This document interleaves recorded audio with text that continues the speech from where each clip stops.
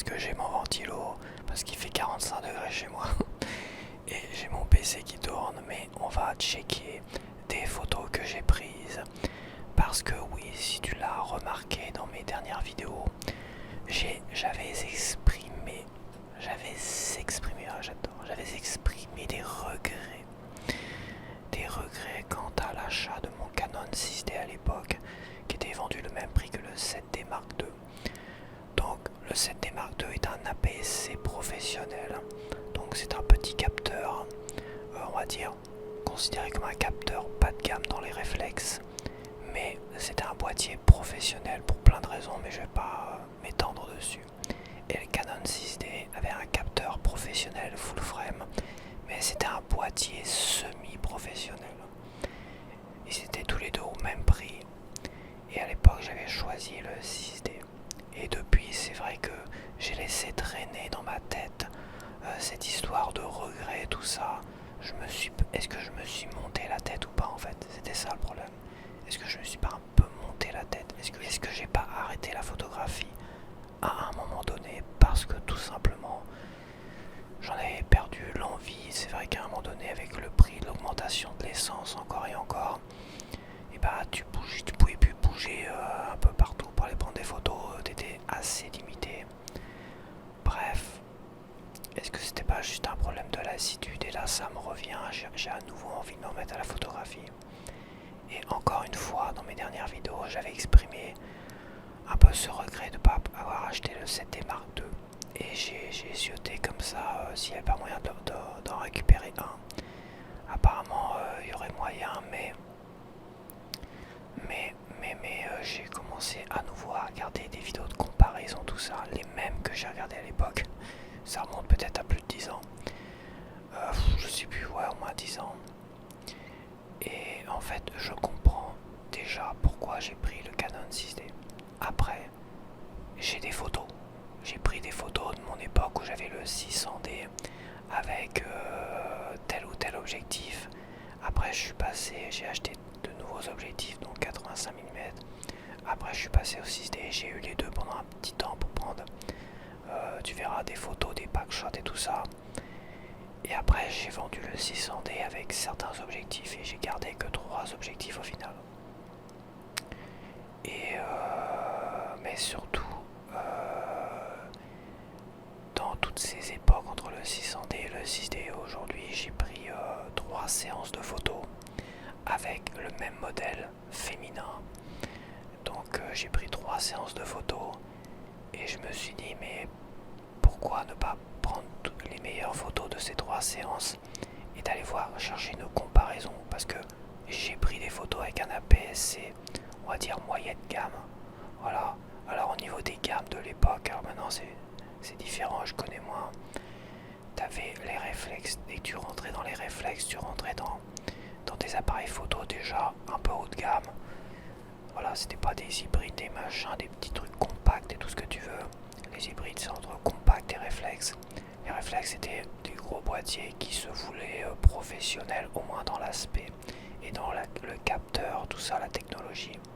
Et pour pouvoir utiliser des objectifs enfin, on va dire que tous les objectifs sont d'une certaine manière professionnels. Ils n'ont pas les mêmes qualités, ils n'ont pas les mêmes valeurs, mais voilà. Donc, dans la gamme des réflexes, on avait le 1000D à 4 chiffres, 1000, 2000D, des trucs comme ça, c'était le bas de gamme des réflexes. Donc le bas de gamme des trucs un peu professionnels, on va dire. Après, on avait à 3 chiffres les 600D comme moi j'avais, c'était un peu plus élevé au niveau qualitatif. Après, on avait à 2 chiffres les 60, 80D. On restait sur de la PSC par contre, hein, donc capteur petit format, mais avec des boîtiers un peu mieux conçus, tout ça. Et après, on avait les boîtiers à 1 chiffre, le 6D, celui-là que j'ai aujourd'hui, le 7D, oui, et le 5D et aussi le 1D. Là, on est dans les capteurs, on est dans les boîtiers professionnels, voire semi-professionnels pour le 6D. Voilà, donc c'est comme ça que ça fonctionnait. Moi, j'ai commencé avec le 600D, un boîtier réflexe, on va dire. On rentre dans la gamme professionnelle, moyenne gamme. Ouais, moyenne gamme, 600D, 60D, on est dans la moyenne gamme. Et puis voilà, donc j'ai pris 3 séances photo avec le même modèle. Je me dis, quitte à comparer, autant prendre le même sujet en fait, prise à différentes périodes avec différents objectifs, quoique le 85 mm revient 2 fois, à la fois avec le 600D, mon APS-C, et à la fois avec le full frame après avec mon 6D. Donc quoi de mieux que de faire des vraies comparaisons et peut-être de tuer ce mythe encore une fois de regret de cet APS-C qui, pour ma part, l'APS-C, j'avais fait mes meilleures photos. Mais en fait, je pense que c'est une mauvaise impression. Et autant, je vais le dire tout de suite, peu importe que ce soit APS-C, full frame, en fait, ça dépend déjà beaucoup de la lumière, de ton talent aussi à prendre des photos. Peu importe, tu feras des photos pro si tu gères en fait. Si tu gères la lumière ambiante et tout ça, tu feras des très bonnes photos en fait. Tu pourras faire des très bonnes photos. T'es pas obligé d'acheter le 5D Mark IV à l'époque, le dernier 5D Mark, qui était vendu je crois 2500, 3500. T'es pas obligé d'acheter des gros trucs comme ça pour faire des très bonnes photos. Mais qui peut le mieux peut le moins aussi. Donc voilà, donc on va commencer avec, c'est parti, avec des photos de packshot de mon 600D. Donc avec mon 6D j'ai pris mon 600D et avec mon 600D j'ai pris mon 6D. Donc là c'est une photo de packshot que j'ai prise de mon 600D avec le 50 mm Canon 1.8 Mark II, qui est un boîtier plastique qui faisait beaucoup de bruit, vite, qui était pas de gamme on va dire, parce que pour le prix que tout le monde achetait. Donc là il est avec son pare-soleil qui est vendu séparément. Et je regrette beaucoup cet objectif que je ne possède plus aujourd'hui, car il avait un bokeh particulier et j'ai pris des si bonnes photos avec lui que je le regrette énormément. Et le Mark III qui est, on va dire, pas considéré comme le Mark III mais plutôt la version STM, celui-là qui a suivi. Bon, il était quand même beaucoup moins bien au niveau du bokeh tout ça, mais il était plus qualitatif au niveau et peut-être un peu plus petit au niveau du design et tout ça. Hop, ça c'est le 600D avec le 40 mm Pancake que je possède toujours parce qu'il est compatible avec les modèles EF, donc les modèles full frame. Oui, parce qu'on a des objectifs EFS qui sont pas compatibles. Et je sais, avec les modèles full frame, et aujourd'hui bah t'as les modèles RS machin tout ça. Et là il faut des packs d'adaptation, mais des packs d'adaptation ça a tendance à ralentir la mise au point, la qualité de l'objectif, et à créer des bugs et tout ça, puis à alourdir le poids de l'ensemble. Voilà, quitte à racheter du matos récent, autant racheter aussi des objectifs récents en fait. Ou rester sur des vieux objectifs, aller récupérer des 5D Mark, des trucs comme ça plutôt. Donc là on a toujours mon 600D, donc la PSC réflexe moyenne gamme, et avec l'objectif que je n'ai plus, le 24 mm EFS, qui n'était compatible que avec des APS-C. Donc 24 mm, 40 mm, 50 mm, c'est la taille de l'objectif. Alors comment expliquer ça? Le 24 mm, il a une vision beaucoup plus large, et 50 mm on est plus recentré comme ça, tu vois. Ouais, c'est de toute façon je suis pas là pour expliquer les objectifs, et je l'explique déjà très mal. On a le 600D et là on a le 50 mm STM, celui-là dont je te parlais, qui est plus qualitatif visuellement, tu vois, il a vraiment une bonne 2T, mais le bokeh il n'avait pas le charme du Mark II 50 mm, et aujourd'hui je ne l'ai pas gardé non plus. Et avec le 600D, le 85 mm, donc j'avais quand même 1, 2, 3, 4, 5 objectifs avec mon APS-C, et aujourd'hui avec mon full frame j'en ai plus que 3. On passe donc là le 85 mm avec son pare-soleil. Pare-soleil, oui, son pare-soleil. Est-ce qu'on dit pare-soleil? Je suis en train de faire des mélanges entre la voiture et tout ça, bon, peu importe. Et là on a mon 6D, donc mon appareil que je possède aujourd'hui semi-professionnel. celui-là. Le Canon 6D full frame, un capteur plein format.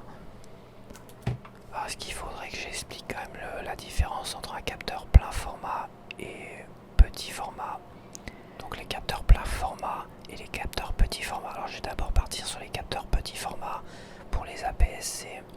Les capteurs APS-C petit format, c'est des capteurs, on va dire bas de gamme. On va les appeler bas de gamme parce qu'ils coûtent moins cher, machin, tout ce que tu veux. Le fait qu'ils soient petits, en fait, crée un effet zoom et crop au niveau de l'objectif. Ils vont cropper au centre de l'objectif quand ils vont enregistrer une photo. Voilà, ils vont vraiment se concentrer sur le centre de l'objectif. En faisant ça, il y a un effet zoom des objectifs. Je vais pas dire x2, on est à x1,6. C'est-à-dire que dans un objectif 50 mm, donc 50 mm, c'est, on va dire, c'est un peu la vision humaine d'une certaine manière, ce que tu vois devant toi. On est plus à 45, mais on va dire 50 mm. C'est ce que toi, tu es censé voir dans ton champ de vision quand tu ne bouges pas. Tu vois, tu fais un rectangle dans ton champ de vision. Et bah l'APS-C, le fait qu'il ait un petit capteur va créer un effet zoom. Il va cropper dans ces 50 mm. Et finalement, ça va faire comme un zoom dans ta vision. Et en fait, ton 50 mm va être considéré comme un 85 mm. Mais c'est un faux effet 85 mm. Et je te montrerai pourquoi après. C'est un mauvais effet. Après, c'est vrai qu'à résolution identique, ça peut être intéressant. Je dis bien ça peut être intéressant, quoique le full frame, en fait, on n'a pas d'effet zoom parce que le full frame a le capteur classique à l'ancienne, qui étaient tous des full frame à l'ancienne, des capteurs plein format. Donc un capteur original sans effet zoom ou quoi que ce soit, c'est-à-dire il prend l'ensemble de ton objectif, de ce que ton objectif voit dans la scène. Ton objectif qui soit 50, 40, 24, le capteur plein format va prendre l'ensemble de ton objectif, tchac tchac tchac tchac. Voilà, il va prendre les rebords et tout ça, et il va apporter un meilleur piqué. Il va prendre tous les défauts qu'il y a autour de l'objectif, qu'il y a au bord de l'objectif, les défauts de vignettage, mais aussi il va prendre ce qui est considéré comme pour ma part une qualité, tous les effets de comment on appelle ça, les effets de tournoiement, voilà, de tournoiement du bokeh derrière. Et comme à l'ancienne, t'avais plein d'objectifs qui donnaient des effets comme ça de tournoiement, c'est pas le terme exact, mais c'est pas grave. Et là où la PC, quand il va zoomer au cœur, il va prendre le meilleur de l'objectif, on est d'accord. Le meilleur du bokeh de l'objectif, il y aura moins de vignettage, mais tu perds finalement tous les effets, tout le charme de ce que l'objectif dans son intégralité propose. Voilà, c'est un truc un peu biaisé la PSC en fait. C'est du bas de gamme et c'est un truc d'une certaine manière un peu biaisé et qui crée peut-être un peu de flou. Enfin, t'as pas un aussi bon piqué que le 6D. Voilà, parce que tu zoomes en fait. Le fait de zoomer, ça crée. Je m'explique mal, mais c'est pas ça crée moins de piqué. Voilà, peu importe. Donc là, on a le 6D avec le 40 mm pancake que je possède toujours. Donc toi, le Mark II, je l'ai pas beaucoup utilisé avec le 6D, je le regrette. Je l'ai vendu assez rapidement après avoir pris ces photos là, tu vois. Et je l'ai vendu avec mon 600D en fait. Le 40 mm, donc t'as pas le 24 mm EFS parce qu'il n'était pas compatible. Donc le EFS 24 mm, je l'ai bazardé avec mon 600D qui sur un APS-C avec l'effet zoom correspondait à un 40 mm. Donc là tu vois mon 40 mm sur un full frame, il avait la même profondeur cadrage, profondeur de champ, enfin bref, que le 24 mm sur APS-C. Moi, tu vas rien comprendre, donc je vais pas m'étendre sur ça parce que je suis pas là pour expliquer tout ça non plus. Quoique ça a une certaine importance à un moment donné. Là on a le STM, le 50 mm STM, et comme le bokeh me plaisait moins, je l'ai pas gardé. Le 85 mm que j'ai toujours. Et là, le Tamron qui est là sur mon boîtier aujourd'hui. Tu vois mon Tamron là, j'ai pas pris de photo backshot dessus parce que j'avais plus mon 600D en fait. Donc Donc il m'aurait fallu avoir un deuxième appareil pour le prendre comme les autres, faire des photos pack-shot. Voilà. Mais bon. Donc j'avais ce 45 mm qui est entre le 40 et le 50 et qui a une qualité tellement exceptionnelle au niveau du bokeh et tout ça que c'était pas utile de garder le 50 mm STM qui était pas terrible. Ok, donc là c'est les objectifs, le Mark II 50 mm, un petit morceau de plastoc qui faisait beaucoup de bruit, qui avait des problèmes de mise au point, mais il avait un bokeh qui était... J'ai pris des super photos avec, tu verras ça après. Donc là on est toujours le 50 mm, là c'est la version STM, donc là celui-là qui a suivi le Mark II, tu vois, mais bon. Le 40 mm pancake que j'ai toujours, le 24 EFS que j'ai vendu, le 85 mm que j'ai toujours, avec son pare-soleil. Oui, c'est pare-soleil, je vois pas pourquoi ça serait pas le bon terme. En version intense, on a le Canon 6D à nu, sans objectif, qui est magnifique. Et ça c'est mon petit montage professionnel avec les logos, machin, tout ça, d'une photo que j'ai faite. Et on va attaquer donc les 3 séances photo. Donc la première séance photo que j'ai prise, c'était en pleine forêt avec un gros soleil qui plombait. Donc ça a été très compliqué à traiter les photos, on était entre l'ombre et la lumière. Et toutes les photos que je vais te montrer, c'était avec mon 600D. Donc l'appareil photo que j'avais avant, APS-C avec des capteurs, comme je dis, pas de gamme au niveau des réflexes. Et c'était un réflexe moyenne gamme, le 600D et le 50 mm Mark II. C'est parti. Donc voilà. Donc là on a des bokeh balls à foison derrière dans le bokeh. Donc le bokeh c'est le flou d'arrière-plan naturel qui se crée entre, disons pour le faire rapidement, on a le gars qui prend la photo, on a le sujet et on a la profondeur de champ derrière. Plus la personne qui prend la photo va se rapprocher du sujet, plus ça va créer un bokeh naturel derrière. Et plus il y a de la profondeur de champ, plus ça va créer encore un bokeh encore plus profond. Plus le photographe va reculer du sujet, plus le bokeh va devenir de plus en plus net. Après ça dépend aussi de la profondeur de champ, c'est un ensemble des deux en fait. C'est le photographe au sujet et du sujet avec ce qu'il y a derrière. Si derrière il y a juste un mur à 50 cm du sujet et que le gars il s'éloigne du sujet, le mur va devenir de plus en plus net. Ça dépend aussi de l'ouverture aussi de l'objectif. Donc les grandes ouvertures 1.8, 1.4, 1.2 et tout ça, ça renforce cet aspect bokeh derrière parce qu'ils sont très lumineux et bam. Bon, je vais pas rentrer dans les détails, mais si le gars il se rapproche du sujet et qu'il y a un mur derrière à 50 cm derrière le sujet et que le gars il a une grosse ouverture à 1.2, 1.4, ça va aussi créer un bokeh, peut-être plus léger, mais voilà. Donc c'est 3 facteurs en fait. C'est le photographe au niveau du sujet par rapport à la distance entre lui et le sujet. C'est le sujet par rapport à la profondeur de champ, si là il y a un chemin sur cette photo là, ou s'il y a juste un mur derrière, ou si le sujet est complètement collé au mur. Et ça prend le 3e facteur, c'est la luminosité de l'objectif. Donc généralement ils sont dans la description de ton objectif, le 1.8, 1.4, 1.2, 2.8 et tout ça, c'est l'ouverture max de ton objectif. Donc c'est la luminosité max de ton objectif. Tu peux le régler à moins que ça, hein. Et plus tu vas régler ton objectif en moins lumineux, plus finalement déjà il va falloir avoir beaucoup de lumière à l'extérieur parce que sinon ça va faire des photos sombres. Et il faut aussi une vitesse d'obturation qui soit très très rapide aussi. Bon, ça je rentre dans les détails, c'est plein de facteurs et tout ça. Mais bon, pour le bokeh, j'espère que tu as compris ces 3 facteurs qui sont à prendre en compte. Donc là, il y a une grosse profondeur de champ.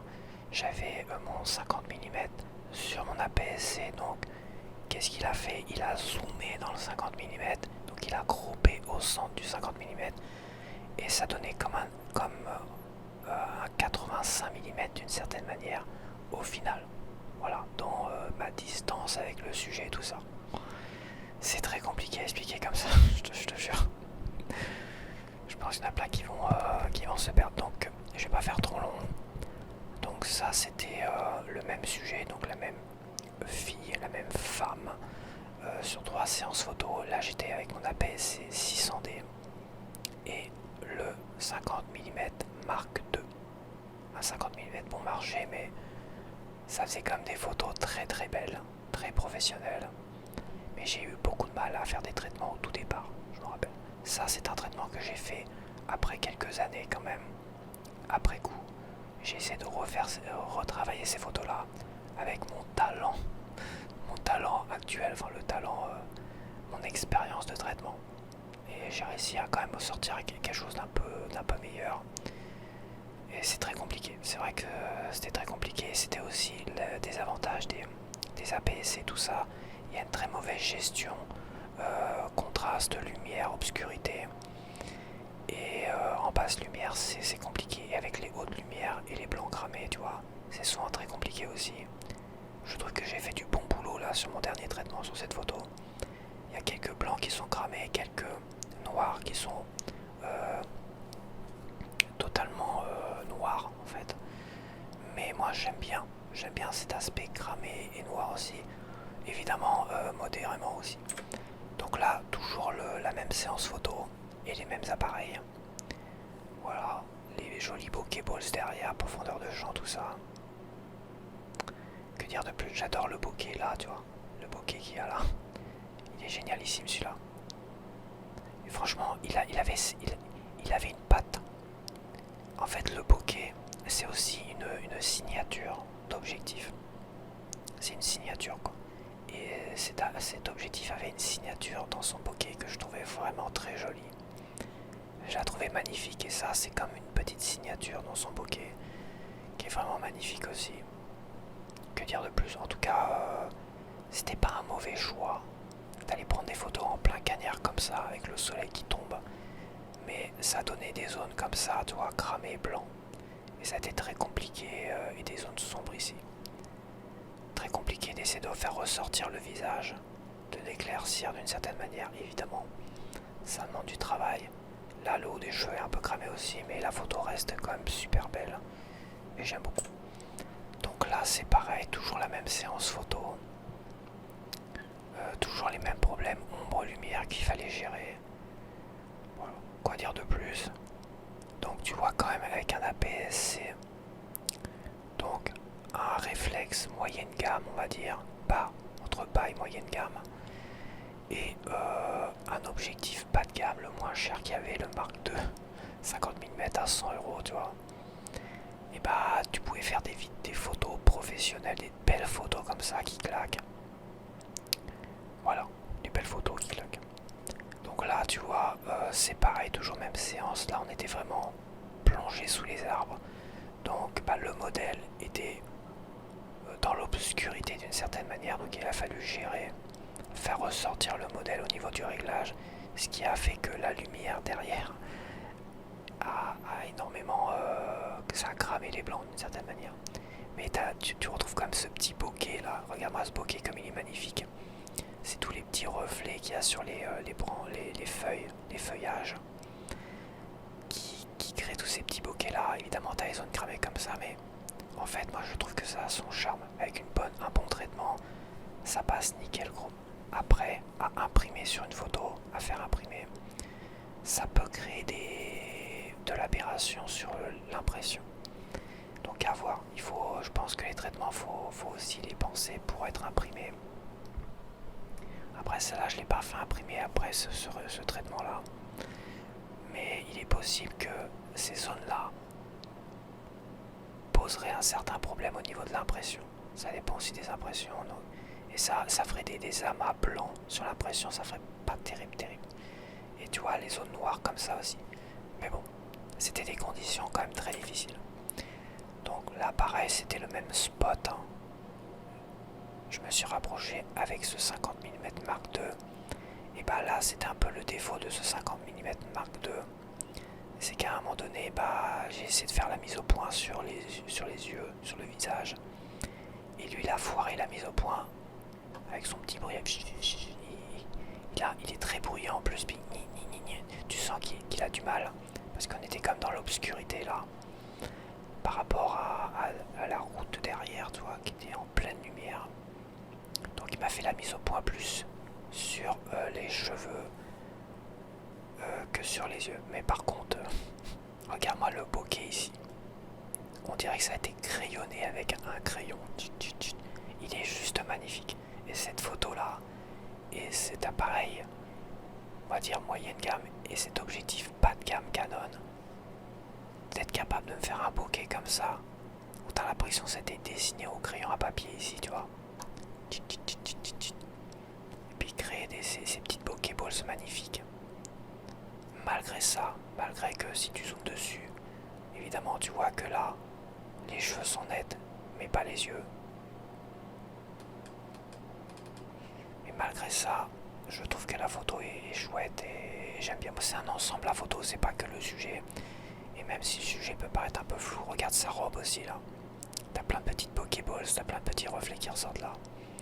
Je pense que cet objectif, je l'ai vendu un peu vite, c'est dommage. J'essaierai de le récupérer dans un très très bon état. Il s'est tellement vendu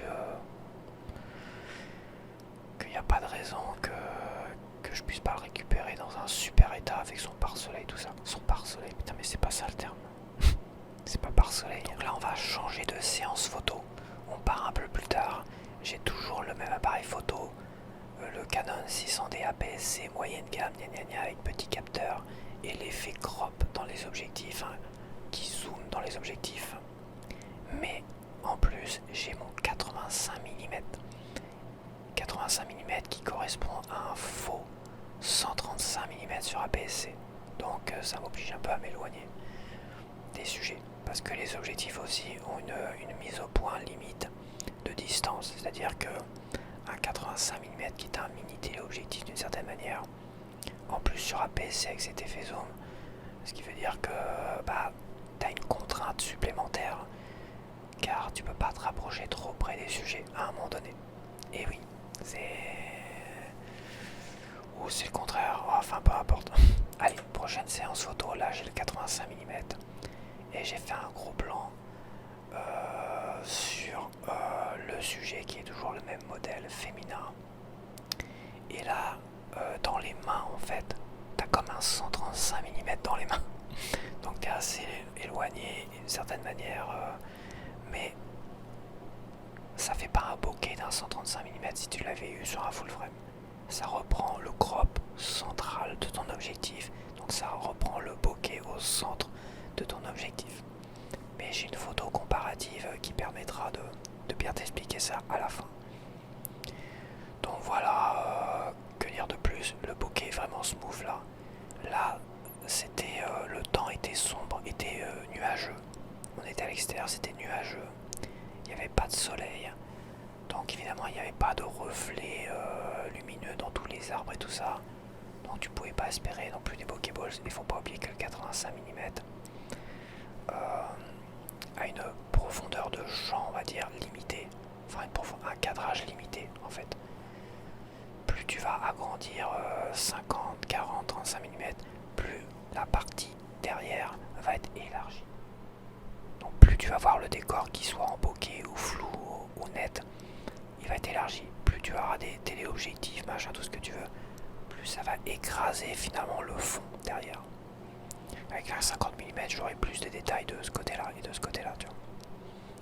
Donc voilà, toujours le même. Donc là, je suis un peu plus éloigné. Le bokeh, il est smooth, hein. Et pourtant, j'ai un APS-C 600D. Un APS-C, je crois, de 2012. Et finalement, c'est un bokeh professionnel. De toute façon, le 85 mm, on est dans un objectif. De toute façon, je pense que tous les objectifs sont professionnels. Des réflexes en fait.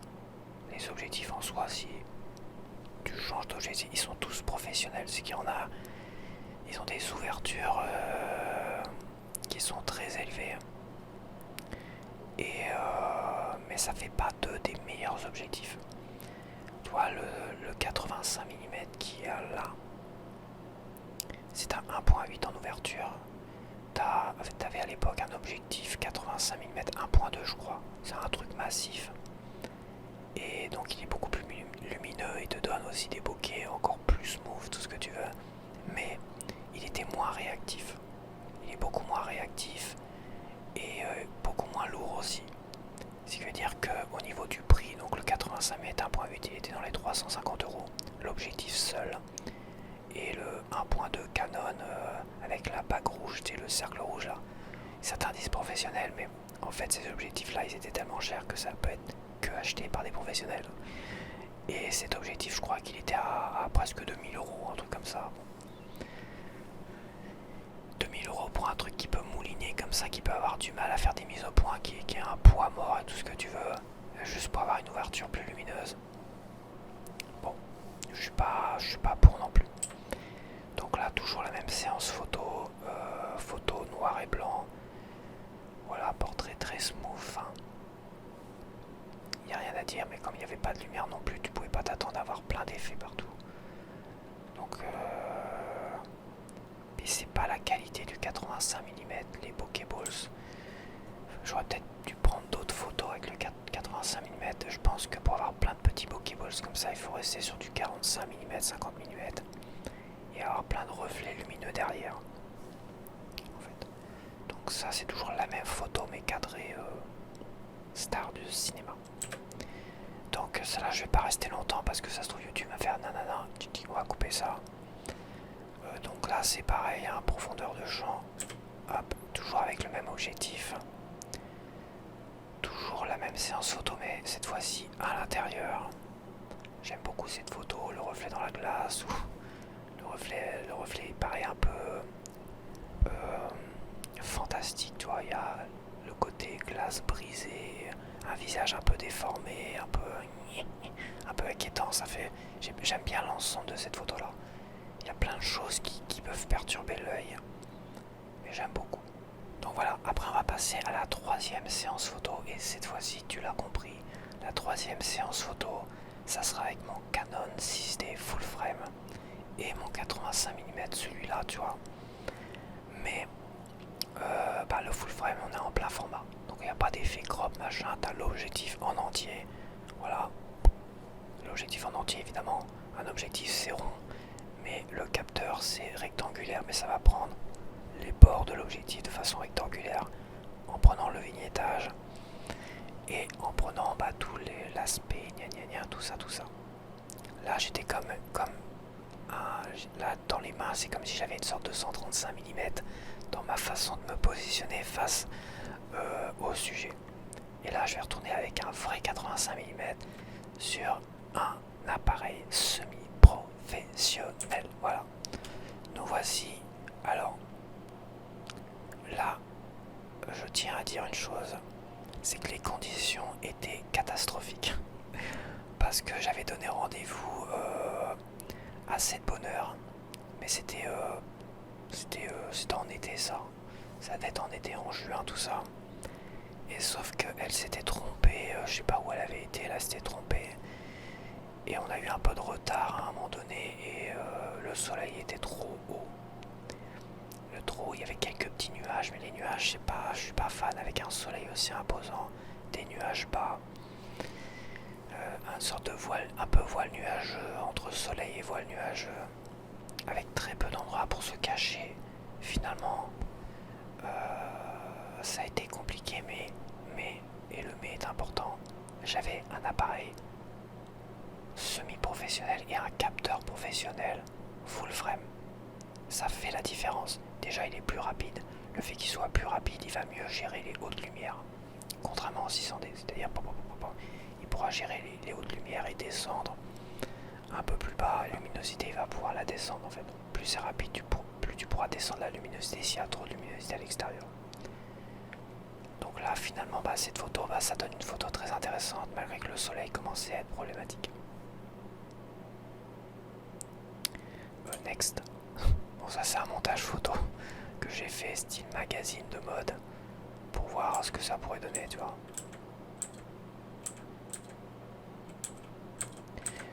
Donc là, toujours la même séance photo, tu vois le soleil, l'ombre et tout ça, mais il y a un grand mais, c'est c'est que les blancs ne sont pas cramés. C'est l'avantage du full frame, contrairement à l'APS-C. J'aurais eu l'APS-C à ce moment-là, j'aurais cramé les blancs sur son visage et sur sa tenue. J'aurais cramé les blancs sur les cheveux aussi. D'ailleurs, tu l'as vu sur une des photos, malgré qu'on était quand même sous les arbres et tout ça, ça a cramé les blancs à un moment donné sur ses cheveux et tout ça.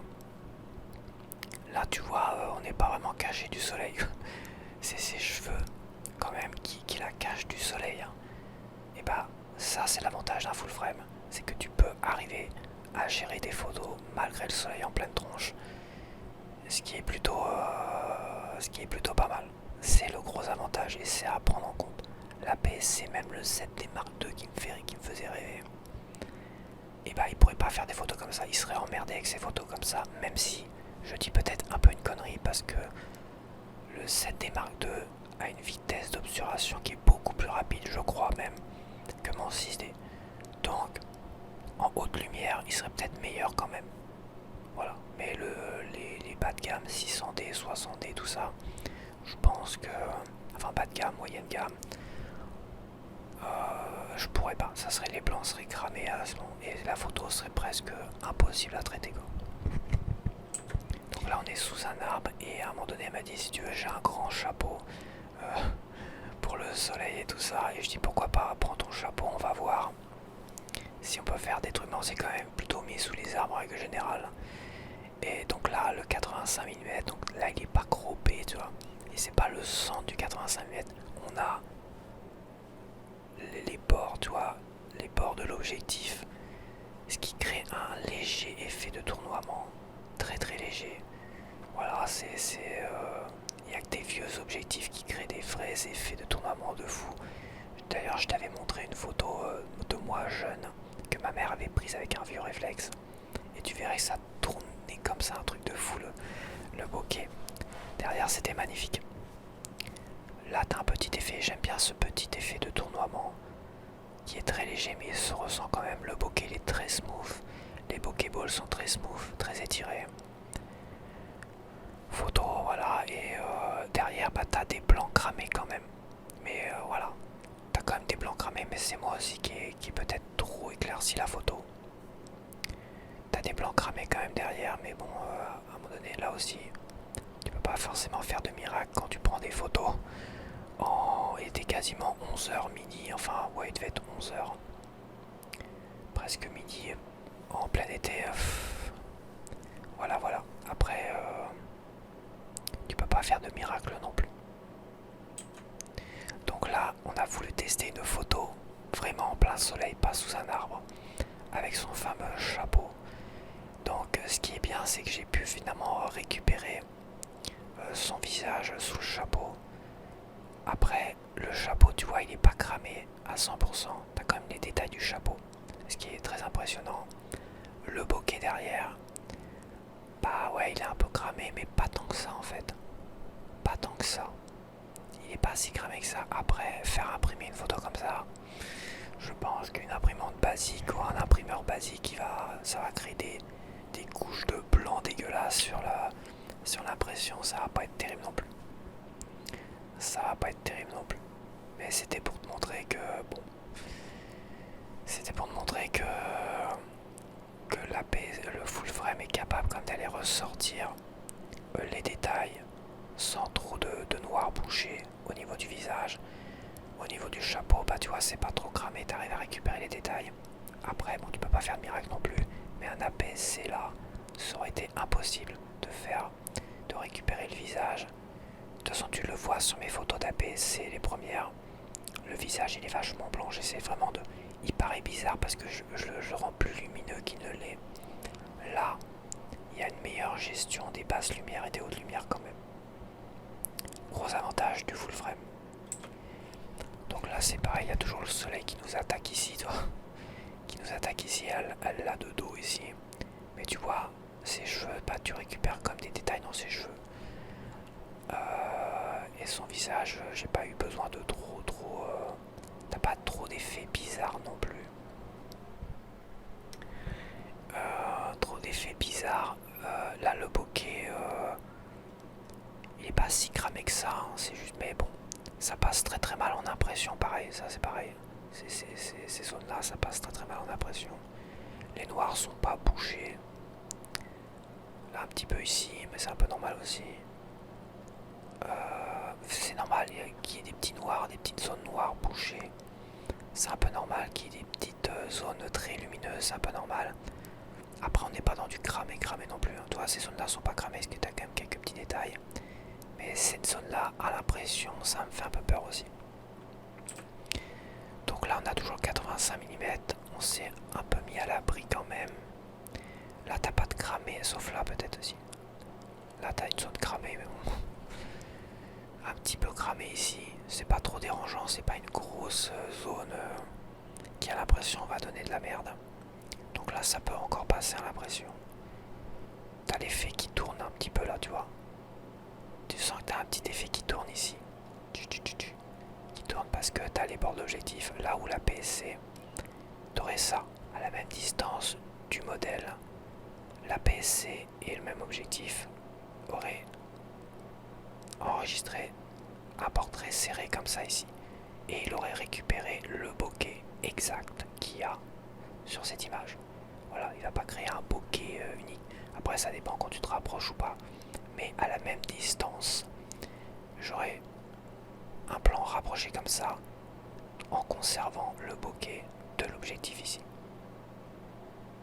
Voilà, après bon t'as le facteur, la PSC gère moins bien les hautes lumières, les basses lumières. Ça c'est un autre débat.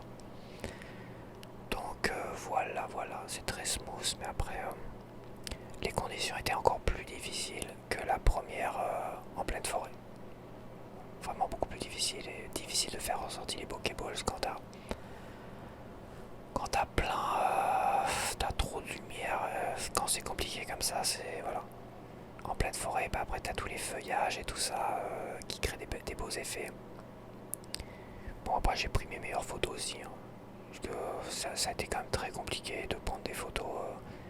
Ça a été 3 séances photo qui étaient quand même assez compliquées, je trouve. Parce que la chose qui m'énervait le plus avec la photographie, c'était de courir après la lumière.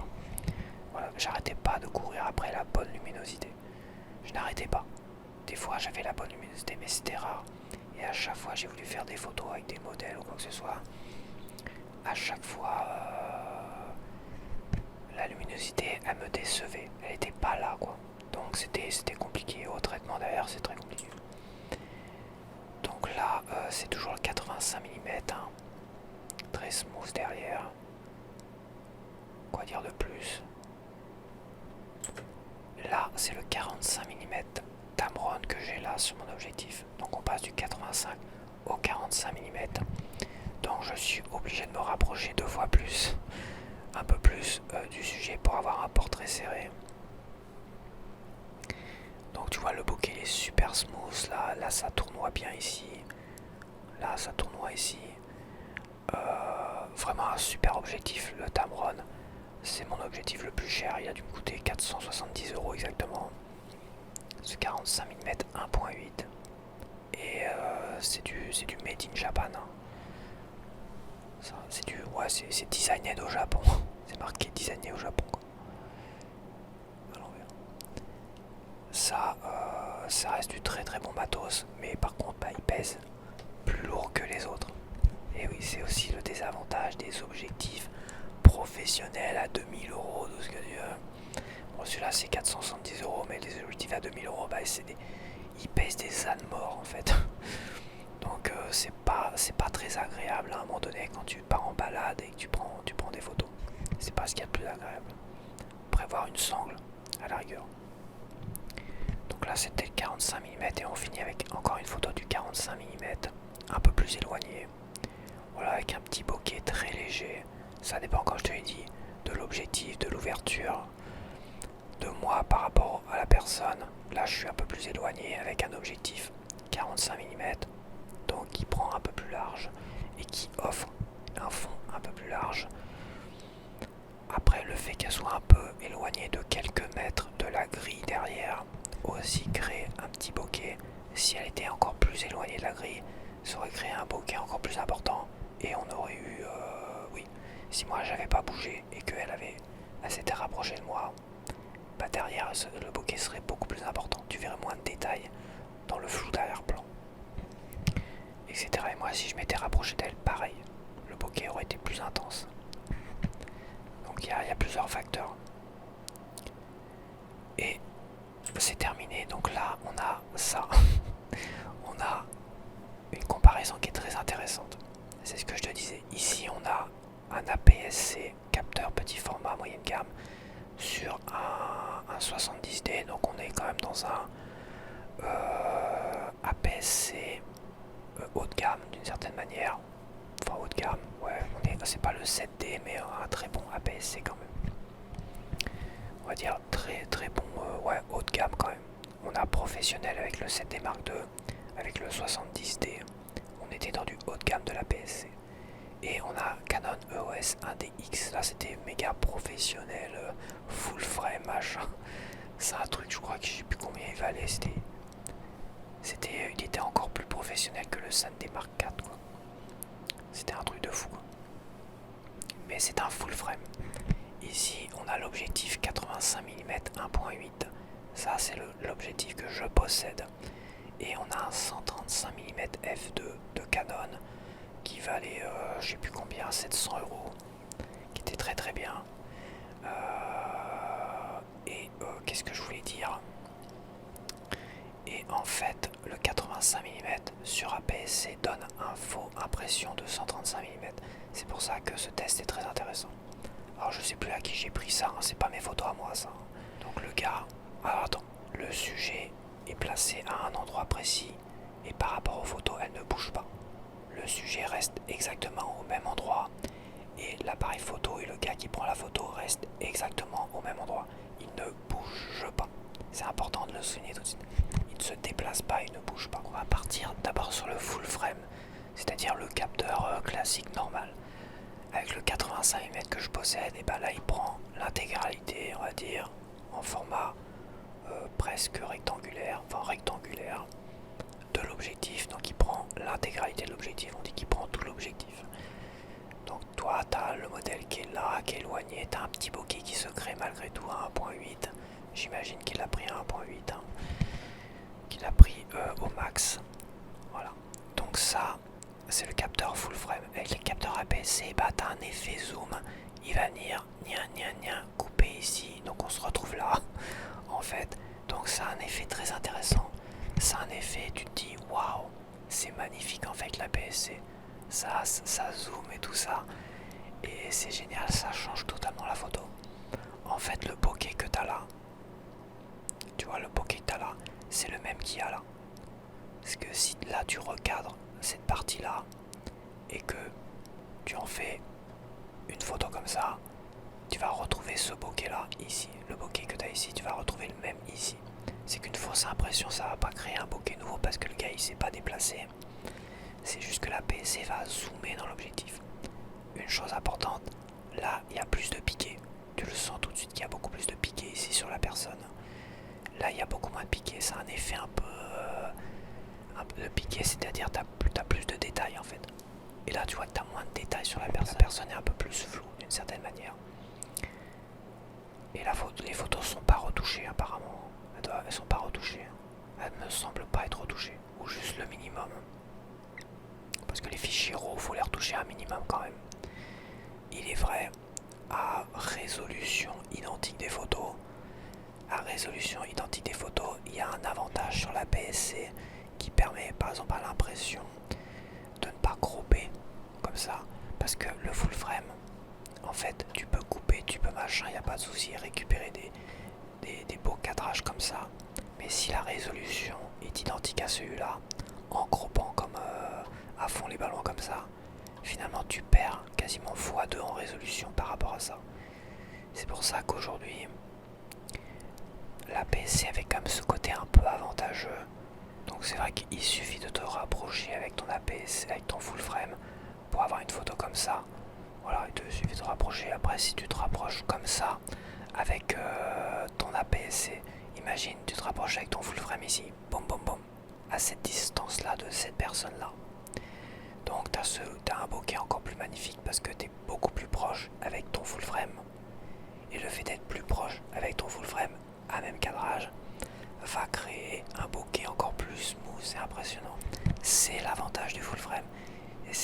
difficile à concevoir ou à percevoir. Et même moi qui faisais de la photo à un moment donné, j'avais une mauvaise perception de ce détail. Et si par exemple à cette distance-là, et bah tu repasses sur un APS-C, boum, tu te retrouves là. Tu te retrouves à avoir une photo comme ça. Bon là c'est le 135 mm, mais c'est le même délire en fait. Un 135 mm sur APS-C, t'as une sorte de 200 mm. Et sinon bah t'es là en fait. Là bah c'est en full frame, c'est un 85 mm sur un APS-C. Voilà, c'est très difficile à concevoir, voilà. Mais, et je dis bien mais, le bokeh est beaucoup plus smooth, c'est ce que je disais. Avec un APS-C et le 85 mm, tu te rapproches à cette distance-là. Tu auras un bokeh comme ça. Tu auras un bokeh aussi smooth que celui-là. Lui, il a un bokeh finalement éloigné. Il a ce bokeh éloigné du 85 mm parce qu'il vient cropper là. Mais si tu te rapproches avec ton full frame et ton 85 mm à cette distance-là, tu veux cette distance-là, boum, t'as le bokeh magnifique qu'il y a là. Et c'est ça que j'essaie de expliquer depuis tout à l'heure.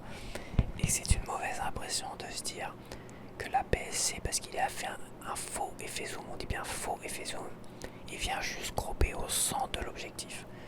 Donc il vient juste récupérer le bokeh naturel du centre, tu vois, du centre de l'objectif. Mais il est limité parce qu'il va te cadrer le modèle comme ça. Alors que toi, si tu veux cadrer ton modèle comme ça avec ton full frame, tu te rapproches obligatoirement. Mais en te rapprochant, boum, le bokeh devient comme ça. T'as un bokeh qui est là, exceptionnel. Et c'est important quand même de le souligner. Bon après j'ai pas 200 mm donc je peux pas comparer. Donc là évidemment, lui il vient cropper le bokeh qu'il y a là, tu vois. Hop, il vient cropper le bokeh qu'il y a là. Donc ce bokeh qu'il y a là, c'est exactement le même qu'il y a là. Donc après on a, là j'ai voulu tester mon 45 mm Tamron avec le 50 mm STM que j'ai revendu. Donc le 45 mm et 50 mm, on va dire qu'on a la même distance. Là ce que j'ai fait, j'ai mis mon appareil photo sur un trépied, il n'a pas bougé. Moi je me suis positionné à un endroit, je n'ai pas bougé pour cette première série de photos. Donc sur les deux photos que tu vas voir, c'est juste une différence de qualité de bokeh par rapport au Tamron de 45 mm et par rapport au 50 mm STM de Canon, qui pour ma part je trouve le bokeh un peu aïesh. Donc là c'est le 45 mm de Tamron, le SP 45 mm de Tamron. Donc là le bokeh est vraiment smooth et tout ça, c'est un très joli bokeh. Regarde bien les casquettes derrière et le numéro 46 de Valentino Rossi sur la casquette en jaune fluo. Il a vraiment un bokeh très, très étiré, très smooth, très agréable à l'œil, pas du tout agressif. Et le sujet se détache bien à cette distance. Et le sujet qui est moi, je pense que tu m'as reconnu avec ces deux barbes dégueulasses d'ailleurs. La barbe était dégueulasse, mais j'avais un peu plus de cheveux quand même sur la caillasse. Et on va passer au 50 mm STM. Donc là, la chose qu'on va remarquer tout de suite, c'est la qualité du bokeh, la signature du bokeh. Et là, il y a une sorte de dédoublement du bokeh qui est, je trouve, juste dégueulasse. C'est un dédoublement qui fait très mal aux yeux en plus. Ça fait genre effet bourré ou effet myopie, tu vois. T'as un dédoublement qui est vraiment dégueulasse. Là où le bokeh était quand même beaucoup plus smooth, beaucoup plus étiré. Là t'as une sorte de dédoublement du bokeh, tout ça qui est vraiment dégueulasse. Et que je trouve vraiment vilain comme tout. Après la qualité du sujet, du modèle, ça change pas. Je pense qu'il fait des très bonnes photos malgré tout. Donc ça c'est un objectif que tu peux encore retrouver aujourd'hui à 100, 110, 120 euros. Il y en a encore qui... J'en ai encore vu sur Amazon là où tous les autres objectifs comme Canon a décidé d'arrêter de les produire pour se concentrer sur ces nouveaux formats RS et tout ça. La plupart, les 85 mm, les machins, tu ne les retrouves plus. Mais celui-là, le problème de celui-là, c'est son bokeh que j'aimais pas beaucoup en fait. J'ai fait d'autres tests aussi. Mais là, je voulais vraiment faire ce test pour te montrer la différence. Pour me montrer la différence entre les bokeh, la qualité de l'objectif. Et dans son ensemble, je trouve le Tamron quand même bien meilleur. Même si là, bon, on voit mieux mon regard parce que...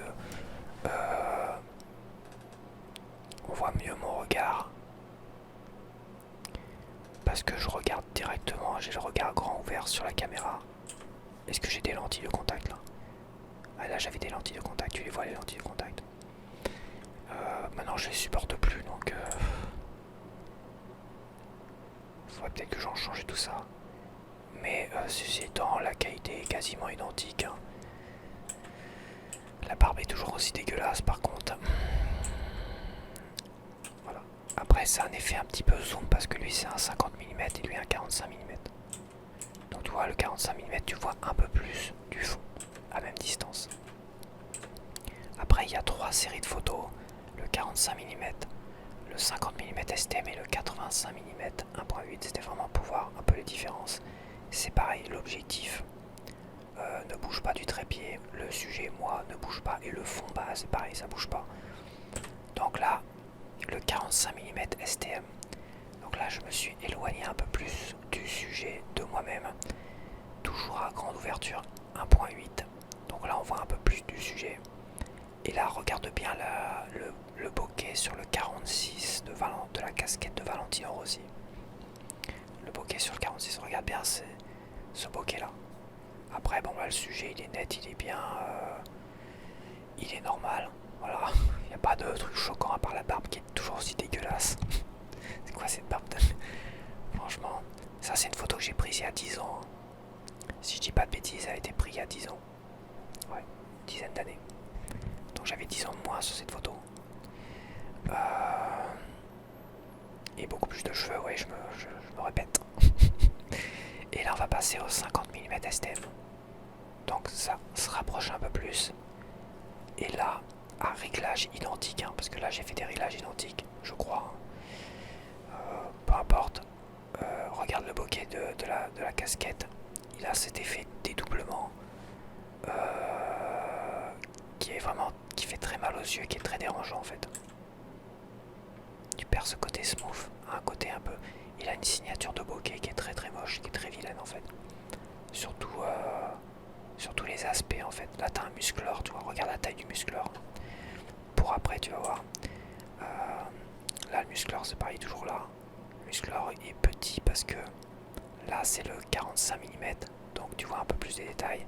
50 mm à même distance, ça zoome un peu plus, le musclor grandit un petit peu. Et cette fois-ci j'ai rajouté le 85 mm à la même distance et tout ça. Et regarde la qualité du 85 mm. Je te le dis, je le répète, je n'ai pas bougé entre moi, le mur et l'appareil photo. Et l'appareil photo c'est pareil, il n'a pas bougé. Il y a juste l'objectif qui a bougé. 85 mm. Voilà. Regarde l'effet 3D, cinéma et tout ça. Le musclor derrière. Et ben regarde la taille du musclor derrière. C'était le musclor classique, c'est le seul que j'avais gardé finalement quand j'avais revendu ma collection. Et ouais c'est classique celui-là. Ah c'est peut-être le filmation, bon, peu importe, on s'en bat les couilles en fait. Et en fait, tu vois, j'ai pas bougé, l'objectif n'a pas bougé, tu vois plus les casquettes de Valentino Rossi parce qu'elles sont sorties du champ. Et là t'as un effet cinéma, 3D cinéma qui est vraiment très impressionnant. Le bokeh il est smooth, de fou furieux. T'as pas d'effet dédoublement qui peut donner mal aux yeux. Et t'as une netteté sur le modèle. Le modèle il est bien représenté, il est net, la chemise, tout ça, t'as un piqué. Parce qu'il faut pas oublier que là, les photos c'est sur un full frame. Hein. Attention, toutes les photos que je te montre là, c'est sur le full frame, le Canon 6D. Donc évidemment, t'as un meilleur piqué, en plus d'un bokeh exceptionnel avec le 85 mm. Donc voilà quoi. Donc je vais retourner sur le 50 mm, sur le 50 mm STM sur le même boîtier full frame. Voilà, bon je fais une tête de con quand même. Donc la zone est plus lumineuse derrière. Après c'est peut-être pas les mêmes réglages. J'ai pris que une photo sur plusieurs photos. Mais il n'y a pas beaucoup de réglages là-dedans. Celui-là les couleurs sont un peu bizarres. Il ne va pas y avoir du tout de réglage. Hein. Ou très très peu. Juste histoire de déboucher un petit peu les ombres. Mais la qualité du bokeh de celui-là pas terrible, celui-là est très smooth.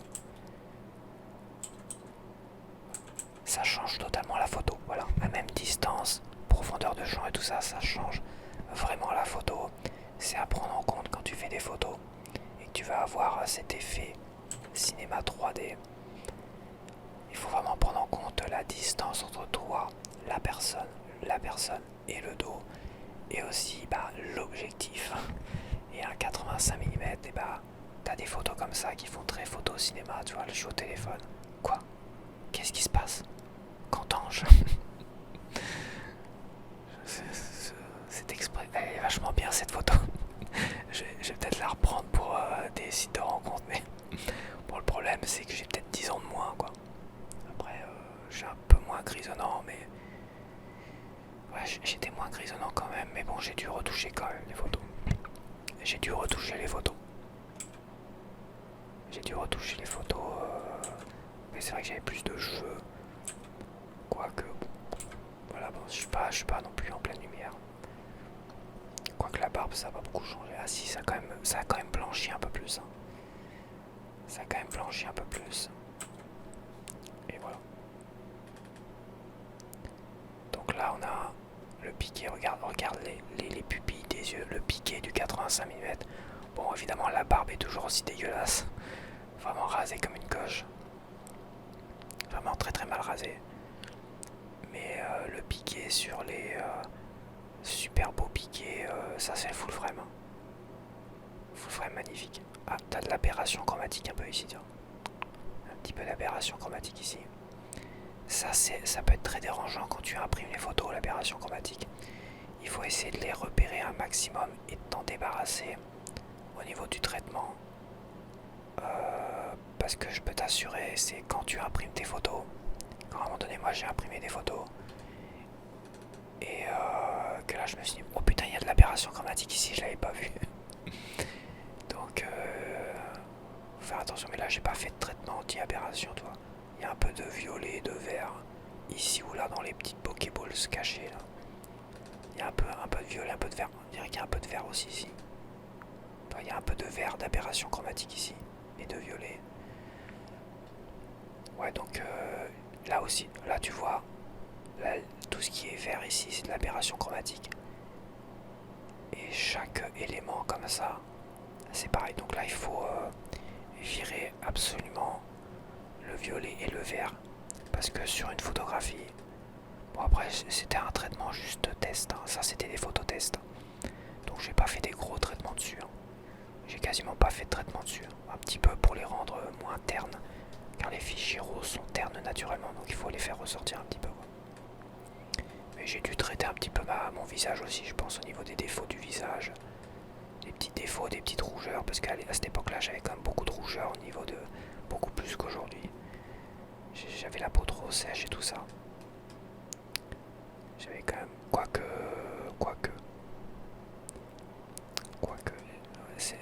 Ouais, je sais plus à quel âge j'ai commencé à vraiment m'hydrater la peau avec une crème hydratante tous les jours. C'était peut-être à cette époque-là ou après cette époque-là.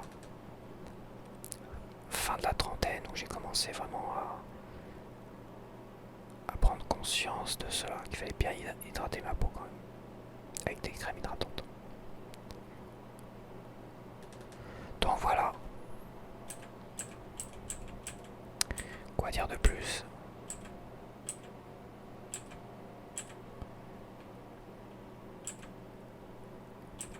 Quoi dire de plus? Je pense que c'est une mauvaise impression de croire que les APS-C finalement avec ces faux effets zoom, c'est vrai qu'il y a moins de piqué en fait. Donc t'as un effet un peu plus smooth sur les photos. Ça fait moins ressortir les défauts des visages par exemple. Aussi, c'est vrai. Ceci étant, il y a tellement de qualité dans le full frame par rapport à la gestion des hautes lumières et des basses lumières. Car ouais, il y a beaucoup de photos, et notamment cette première séance photo, où ça a été compliqué. Mais par contre, ces bokeh balls que m'avait sorti quand même cet ensemble, c'est pareil, regarde le sol, il est smooth, il est vachement haut, on dirait que t'as plein de mini Pokéballs là qui forment le sol. C'était quand même magnifique. Et le 50 mm, et ben là t'as un effet 85 mm en fait. Parce qu'il vient cropper dans le 50 mm et ça donne. T'as comme l'impression d'avoir un 85 mm dans les mains. Et j'aurais vraiment aimé refaire cette séance photo avec le 85 mm et le full frame.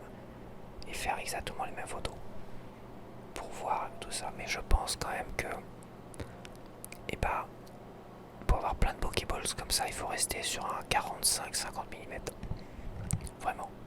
En moyenne. Ou un peu plus large, 35 mm, mais faut avoir une ouverture à 1.2, 1.4. Dès que tu commences à rentrer dans un 85 mm, là ça fait quelque chose de beaucoup plus smooth. Et les Pokéballs sont beaucoup plus étalés. À voir, il faudrait vraiment... il aurait fallu avoir plusieurs objectifs, plusieurs appareils photo, exactement pendant cette séance photo, pour faire des tests et tout ça. Mais ouais, je pense que là, c'est aussi peut-être aussi l'avantage de la PSC, c'est qu'à un moment donné, comme il va cropper dans un objectif 50 mm, il va récupérer d'une certaine manière sa façon de procéder les bokeh, de faire des Pokéballs. C'est-à-dire plein de petits Pokéballs, là où le 85 mm va faire des trucs un peu plus... aurait fait en tout cas des trucs un peu plus larges. Peut-être.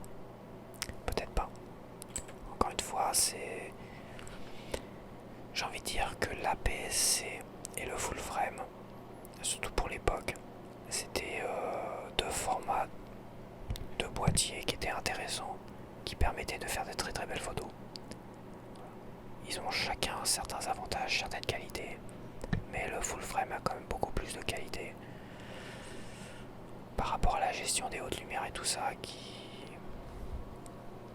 ma foi sont quand même très très intéressants. Très surprenant. Il y a plein de zones cramées sur les cheveux. Là, plein de zones cramées sur les cheveux. Là, voilà, c'est cramé. Hein. C'est cramé dur. C'est cramé dur. Mais bon. Tout ça n'est qu'une fausse. On est entre la fausse impression et d'une certaine manière, tout se vaut. En fait, tout se vaut. Et si t'as les moyens, autant apprendre à avoir les deux en fait, finalement. Et c'est vrai que je pense que j'essaierai quand même de récupérer le 7D Mark II d'occasion ou neuf. Apparemment, il y a moyen de le récupérer à pas trop cher en import du Japon, donc il y a ça à faire payer des frais de douane, peut-être à 600-700 € quand même. Et de récupérer absolument ce 5D, ce 50 mm 1.8 Mark II, quand même. J'ai la nostalgie de celui-là par rapport à ces photos-là, justement. Voilà, ces photos-là.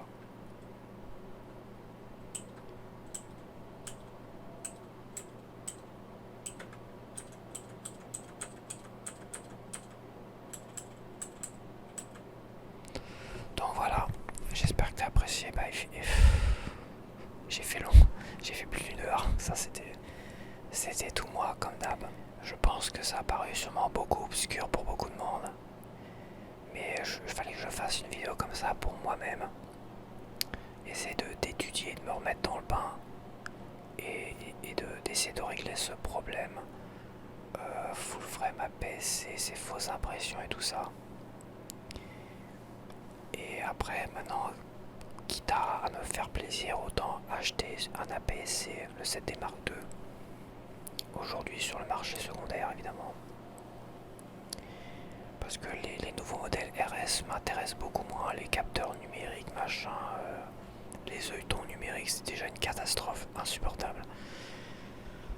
Donc ça me fait pas du tout envie. Tous les trucs modernes, finalement, je trouve que c'est nul à chier, c'est que de la merde.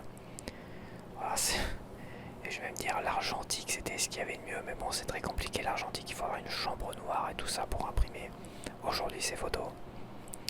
Mais si un jour j'ai une pièce que je peux transformer en chambre noire, je retournerai sur des trucs argentiques et tout ça. Avait un argentique, un réflexe argentique, et quand je vois les photos qu'elle faisait, qui certes étaient beaucoup moins piquées, il y a beaucoup moins de piqués par rapport à... Après ça doit dépendre aussi de la qualité des objectifs et des réflexes. Je pense pas, elle avait pas un truc haut de gamme. Ce qu'elle avait, c'était un truc assez moyenne gamme. Elle me disait non, c'était pas un truc haut de gamme que j'avais. Hein. Mais ça faisait tournoyer les bokeh derrière, c'était un truc de fou. Pour l'instant, je prends comme objectif, éventuellement plus tard, de prendre un 7D Mark II. De récupérer un 7D Mark II. Et le 50 mm 1.8. Mark II. Mark II gamme. Et puis voilà. Et puis je vais essayer d'aller refaire des photos. Des photos plus des street, de la street photographie, tu vois. Et puis voilà. Essayer de reprendre des photos parce que, en fait, c'est pas le truc de prendre des photos qui est important. C'est le truc de bouger, de se balader, d'aller faire des photos artistiques, d'aller chercher le truc et tout ça. Et ça se perd énormément, je trouve, avec les photos de modèles, tu vois. Là, les photos de modèles, on perd le côté artistique. On rentre dans un truc très professionnel où t'as un modèle, il faut prendre des photos qui puissent être imprimées, aller dans les magazines et tout ce que tu veux. Et en fait, on perd ce côté artistique. Vraiment, et en plus, courir après la lumière parfaite, quand tu l'as pas, c'est compliqué. Après, tu galères. Tu galères sur la prise de photos, sur le traitement, tout ça. Là où la photo que j'aime, moi, c'est la photo un peu de rue, un peu street, où tu te balades, t'as pas l'objectif comme ça constamment, t'as l'objectif qui est là, à portée de main. Tu te balades, tu regardes, tu te dis, waouh, là il y a un truc. Là il y a un truc qui me parlait. Ça me le fait, même après avoir arrêté la photographie pendant quelques années. À chaque fois, je me suis dit, là, si j'avais mon appareil photo, je ferais une photo magnifique de ça. Et c'est vrai. Et avant, j'avais toujours mon appareil photo sur moi. Toujours. Peu importe où j'allais. Pendant plusieurs années, j'avais toujours un appareil photo sur moi. Toujours. Et j'ai perdu cette habitude. Et à chaque fois, je me fais la réflexion parce que j'ai toujours l'œil du photographe qui... Là, je pourrais faire une magnifique photo. Et c'est en cela que la photographie, eh bien, c'est l'idée de se balader et d'aller récupérer des petits détails sur les objets, sur les bateaux de pêche, les machins que je faisais, tout ça. Et c'est aussi pour ça que l'APS-C était intéressant, c'est qu'il allait capturer un peu plus proche certains objets sur les bateaux de pêche et tout ça. Un peu plus flou, moins de piqué, mais un peu plus proche. C'est aussi un des avantages de l'APS-C par rapport à cet aspect. Ça nous permet d'aller un peu plus loin à résolution identique évidemment. Mais après, ça fait pas de meilleures photos. Ça fait pas de meilleurs bokeh. Voilà, ça fait pas de meilleurs bokeh. L'objectif fait exactement le même bokeh sur tel ou tel boîtier. C'est juste que c'est un faux effet zoom qui te permet d'aller un peu plus loin à même distance. Donc c'est le seul avantage qu'il y a de la PSC avec cette douceur que tu peux assumer. Voilà, pour ne pas parler de flou, de manque de piqué quoi. Mais le full frame a tellement d'avantages que c'est pas négligé non plus. Les deux sont très bien en fait. Les deux sont très bien. Mais pour la photo artistique ou pour les balades, la PSC, ma foi, peut être un peu plus intéressant quand tu vas aller chercher des petits détails. Après, quand tu veux prendre des photos plus street photographie, le full frame est meilleur. Parce que le full frame, tu lui mets un 40 mm pancake, il pèse rien et machin, il est tout léger, il est beaucoup plus discret. En plus, pour faire la street photographie, il faut aussi être discret. Et avec le pancake, donc cette configuration là, 40 mm, et en plus il y a le petit pare-soleil tout léger que tu vois pas mais moi je le vois. Donc là tu vois, quand t'as que ça sur toi, c'est beaucoup plus discret. Tu l'as là de côté, tu regardes avec ton œil et tchac tchac tchac tchac, et tu fais de la street photographie avec un 40 mm. C'est parfait, je te montrerai des photos du 40 mm 6D. Voilà, je les ai pas organisées donc, mais je te montrerai aussi des photos de street photographie, tout ça. C'est pas mal. Ceci étant, de la street photographie avec le 85 mm, j'en ai fait pendant un festival, un festival, non c'est pas festival, un défilé là, un défilé de carnaval, un truc comme ça là. J'ai fait la street photographie, ça te permet d'aller prendre plus de détails dans la street photographie. Ouais, ça paraît pas clair comme ça, mais je te montrerai ça. Ça permet d'aller chercher un peu plus des détails dans la street photographie, ce qui est pas inintéressant non plus. Le 40 mm il reste assez limité, il prend beaucoup plus large.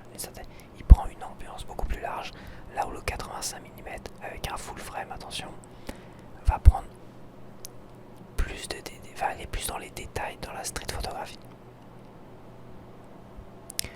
Le tout est très bien, il faudrait avoir 50 objectifs, enfin 50 objectifs, il faudrait avoir 50 appareils photo, que tu ne sois pas obligé de changer d'objectif. Évite de changer d'objectif pendant les festivals, les carnavals, là où il y a beaucoup de poussière parce que pendant que tu changes d'objectif, tu peux ton capteur peut être la poussière peut rentrer dans ton capteur et ça va flinguer ton capteur. Ça va être voilà, ça peut le capteur s'auto-nettoie aussi à un moment donné quand tu l'éteins. Mais attention, il peut y avoir des trucs persistants, des poussières persistantes qui restent dans ton capteur. Donc évite quand tu pars et que tu sors comme ça de changer d'objectif. Ça m'est arrivé de le faire rapidement tout ça. Mais si t'as des conseils quand il y a du vent, quand tu vas faire de la street photographie, que t'as beaucoup de poussière, t'as beaucoup de gens, t'as un carnaval, t'as un festival, t'as un machin, tout ça, évite de changer d'objectif. À l'intérieur, tu prends l'objectif que tu veux dans ta voiture, machin, tu changes ton objectif. Tu ne bouges pas d'objectif parce que c'est un coup à flinguer ton capteur à l'intérieur. Et des poussières dans le capteur, ça fait des taches ici ou là sur les photos. Tu peux les récupérer derrière, mais ça devient très compliqué. Après, l'objectif en lui-même, le devant de l'objectif, il peut s'abîmer, tout ça un petit peu, c'est pas très grave. Mais le cul de l'objectif, t'as intérêt à pas le rayer, pas l'abîmer non plus. Parce que là, t'as cet effet zoom en fait. Donc une petite merde que t'as dans le cul de ton objectif, ça va zoomer sur ta photo de l'autre côté. C'est comme le capteur qui va zoomer, qui va avoir un effet zoom finalement sur ta photo. Donc une grosse poussière dégueulasse sur ton capteur qui reste collé, ou un gros pet, ou une grosse merde qu'il y a sur le cul de ton objectif, ça va boum zoomer sur ta photo et c'est une catastrophe. Une petite poussière à dégager, ça peut se traiter facilement. Un gros truc dégueulasse, c'est mort. Ton boîtier est mort et ton objectif est mort. Donc voilà. Donc j'espère que tu as apprécié cette petite vidéo et je vais arrêter parce que là ça commence à faire long. Ça commence à faire long et tout ça. Pareil, il y a beaucoup de contraste mais bon. Il y a beaucoup de noir bouché mais après je voulais un effet vraiment sombre et tout ça. Un effet style. Stylé. C'est pas parfait pour un packshot mais bon. C'était pas mon objectif d'être parfait dans les packshots, c'était juste un essai en fait. J'ai fait des essais de packshot. Packshot, tu te mets dans le noir complet, tu prends une lumière derrière et tu fais des longues pauses dans tes photos et tu bouges la lumière pour créer des effets comme ça, toi. En gros c'est ça quoi, packshot. Donc voilà, cette fois-ci je te laisse et je te dis donc à la prochaine. Voilà, j'attends tes commentaires avec impatience. Que tu me donnes ton avis sur tout ceci, sur tout cela.